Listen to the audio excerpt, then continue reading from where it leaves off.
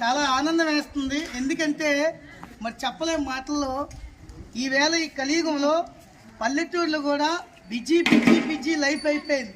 ఇటువంటి తరుణంలో మన యొక్క చుట్టాలతో మన బంధువులతో మాట్లాడే కార్యాలయ సందర్భంలో మన వ్యవసాయ పనుల్లో పడిపోయి లేదు ఇతర పనుల్లో పడిపోయి మనం ఈవేళంతా బిజీ అయిపోయిన తరుణంలో ఈవేళ ఏదైతే ఆషాఢ మాసంలో చివరి వారంలో ఏదైతే ఒక సాంప్రదాయం ఉంటుందో ఈ యొక్క సాంప్రదాయం ఈ యొక్క అమ్మవారికి స్నానాలు కూడా అంటారు.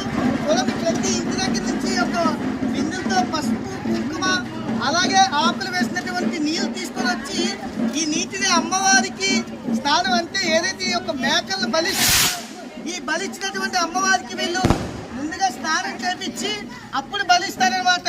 ఎందుకు బలిస్తారంటే మా యొక్క పాడి పంటలు పచ్చగా ఉండాలి, మా కుటుంబాలన్నీ కూడా కలహాలు లేకుండా అనారోగ్యం లేకుండా మా పిల్లలతో సహా మేము ఆనందంగా ఉండాలని ఒకే ఒక ఉద్దేశంలో ఇది అనకాపల్లి జిల్లా చీడికారు మండలం వరాపురం గ్రామంలో జరుగుతుంది. చూడండి, మనం ఏదో అనుకుంటాం, దీనివల్ల ఎంత సాంప్రదాయం ఉందంటే పసుపు అనేది ఎందుకు కలుపుతారు? యాంటీబయాటిక్.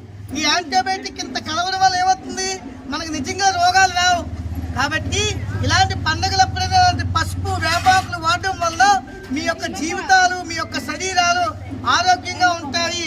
కాబట్టి ప్రతి ఒక్కరు కూడా అర్థం చేసుకొని ఇలాంటి పండుగల సమయంలో కుటుంబాలన్నీ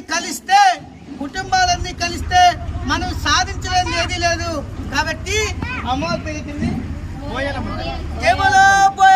తల్లికి, పోయాలమ్మ తల్లికి, పోయాలమ్మ తల్లికి.